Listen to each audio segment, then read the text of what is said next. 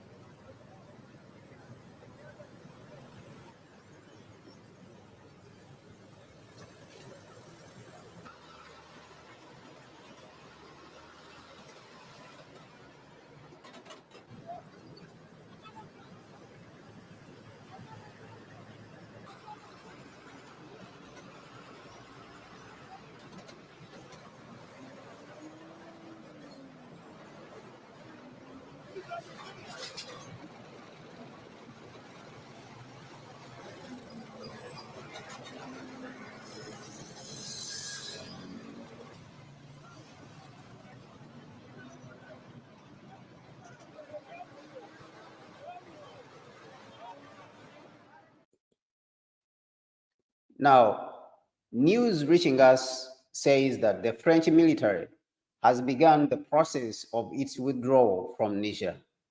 It was announced last week that the French military would start the withdrawal process from Niger after a long period of back and forth between the military government in Niger and the colonial country, France, which wanted to force itself on the Niger people and the African people in the region.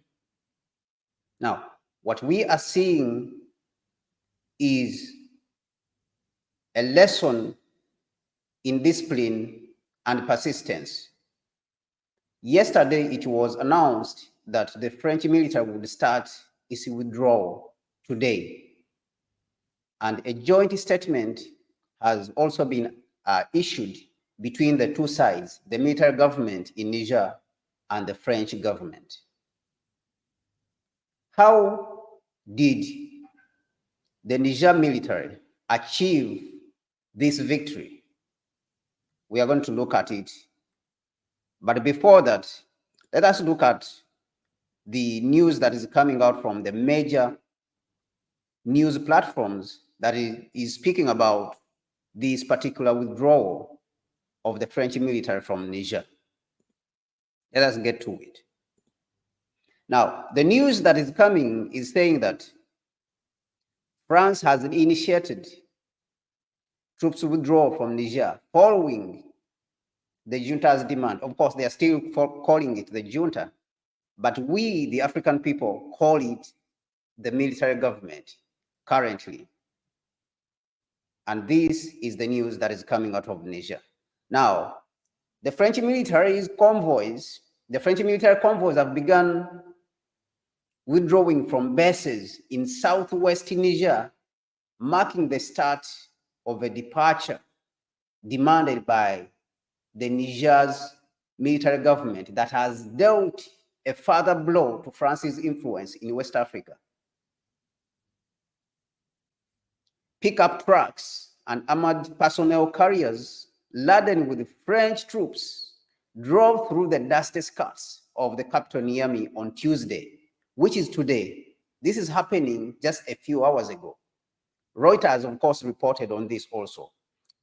After the military government late on Monday said the withdrawal would kick off the following day, the military government had said yesterday that this withdrawal must begin tomorrow because it was an ultimatum which was given by the military government. In a statement read on television, the military government called for citizens' cooperation with the troops movement that it said would involve some of the 1,500 French soldiers leaving Niger via the road to Chad. Now, of course, this is a very good situation. This is a very good happening for Niger, but we are seeing that these French troops are going to Chad, which is not a very good sign for us as African people. It's not very good news for us as African people. And the other thing which we are seeing also is that it is not good that the United States military is still in Niger. And we think that this is something that also needs to be worked on. We think that the government in Niger, the military government in Niger, needs to put its foot down so that the United States government and its military also can withdraw. What has the United States government been saying in the past days? The United States government came out to say that this takeover in Niger was a military coup. So, of course, they are coming out to start making these allegations after almost 2 months since when the government in Niger, the military government in Niger, took over. We remember that the United States government tried to force itself to negotiate with the government in Niger. We remember that Victoria Nuland came in and forced herself in. She traveled by road from Libya into Niger to try to meet the military government, but the military government insisted that they will not meet her.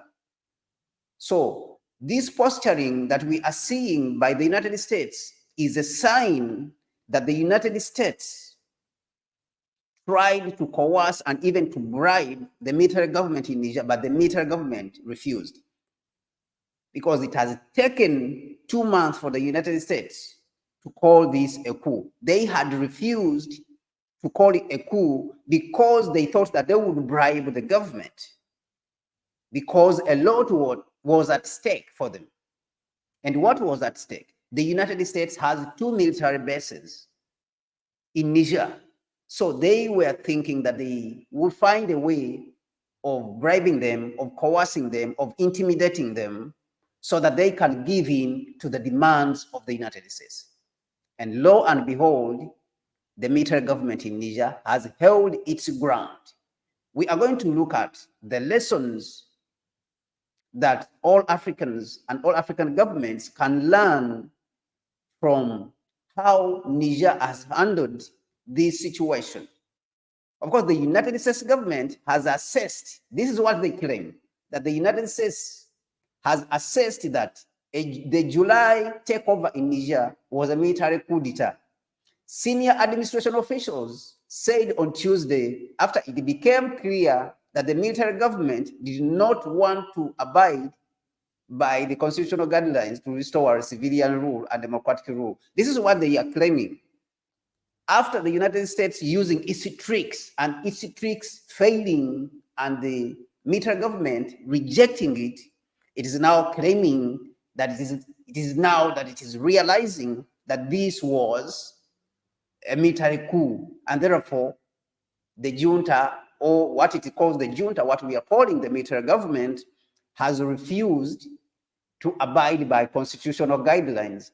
So we don't know where those guidelines are written that we Africans are supposed to follow the United States guidelines, which it puts for us. So this is what is coming out of Niger currently. The military junta, or the so-called military junta, which is the military government, has held its ground to the point that France has started withdrawing its military from the country. Now, what are the lessons for us to learn from these as Africans and the African governments? Number one, what I think is that we Africans, we have to insist on what we want. If we want something, if we want the withdrawal of the United States from the African continent in the various countries of ours, we have to insist on it. If we want to be respected as Africans, we have to insist on it. If we do not want to cooperate with the IMF, we have to insist on it. If we have something that we believe as Africans, we have to work together and insist on it and say, we will not accept the exploitation of our resources. That is number one. We have to insist. We have to be firm in the belief that the things which we want as Africans can be achieved if we stand together and insist that we are on the right side, and we are on the right side of history. Number two, vigilance. I think we have to be vigilant going forward. I think that the government in Niger currently has to be very vigilant, because the United States is more sinister, is more evil compared even to France. You can see the tricks which the United States uses, the hanging on, the using of human rights as an attachment, and then toppling governments and destroying countries. I think that the United States, our people in Niger, have to be very careful of it. They have to be very vigilant. And not only them, but also the government in Burkina Faso also has to be very vigilant and aware that the United States is close by and it would want to overthrow these governments, because they have refused to give in to colonialism and neo-colonialism from both the Europeans who have been occupying Niger and also the United States itself. As we are seeing its post-carrying, it indicates that the government in Niger has refused to give in to its demands. Number three, the West is not invisible. The white people are not invisible, and they can be defeated. It is true that they can be defeated. The Americans can be defeated. We saw what happened in Vietnam. We saw in Afghanistan that they have been defeated. They can be defeated. And all of them were there. France, German, all of them were there in Britain, where all of them were there in Afghanistan. And they were defeated. The French have been defeated before in Vietnam. The Americans, the same, they have been defeated before in Vietnam. They can be defeated. We defeated them during the independence. We defeated them during 1791, during the stoppage of slavery, the Haitian Revolution. They can still be defeated today if we insist on our rights as Africans and the right to our resources. It's just that we have to work together. We have to understand that the work must begin. The work must begin. And the government in Niger has to point it out to the people, just like what the government in Burkina Faso has shown the people that we have to work.